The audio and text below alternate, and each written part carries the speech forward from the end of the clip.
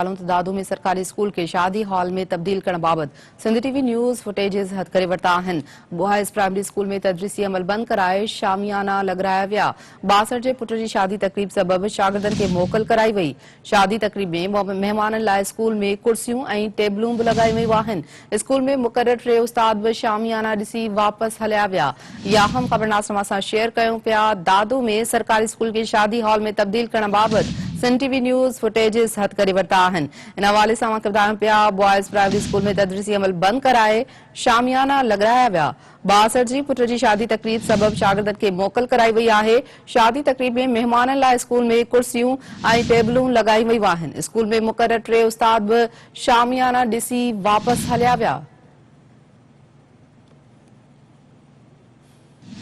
तफ़सील मालूम कंदासीं। दादू मां सिंध टीवी न्यूज़ रिपोर्टर वली चांडियो खां। वली चांडियो, छा मामलो आहे?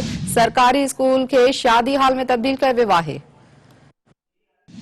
हुकूमत पारां केतिरा ई भेरा उन ते बंदिश जे बावजूद अॼु जेको इहो वाक़ियो पेश आयो आहे, जंहिंमें तव्हांखे ॿुधाईंदा हलूं त दादू जे लॻ ॻोठ बुरुड़ा जो प्राइमरी स्कूल आहे, बॉयज़ प्राइमरी स्कूल, जंहिंमें 100 खां मथे शागिर्द पढ़ंदा आहिनि। पर हुन में हिकु 62 शख़्स जी शादी जी तकरीब जे करे हुते जेको सो टेबलूं लॻाई वियूं आहिनि ऐं खाधे पीते जो बंदोबस्तु कयो पियो वञे, जंहिंजे करे स्कूल खे जेको मोकल कराई वई आहे। जॾहिं त हेड मास्टर ऐं 2 जेको टीचर जेके हुते हिन सुबुह जो पहुता त उन्हनि खे पिणु वापसि कयो वियो ऐं उहे वापसि थी विया। जॾहिं त 100 शागिर्दनि खे पिणु मोकल कराई वई आहे, जंहिंजे करे तालीमी अमल मुतासिर थियो आहे। हुतां जे इलाइक़े जे वासियुनि ऐं ॻोठाणनि इहो मुतालबो कयो आहे त जेको सो अहिड़ी जेको सो बंदिश जॾहिं आम माण्हू ते आहे त सभिनी ते हुजणु खपे ऐं बाअसर ख़िलाफ़ कार्रवाई कई वञे। हिननि इहो सिंध हुकूमत खां पिणु मुतालबो कयो आहे त उन जेको कानून ठाहिनि था उन ते अमल पिणु करायो वञे। ठीकु आहे, वॾी महिरबानी वरी चांडियो अपडेट करण लाइ।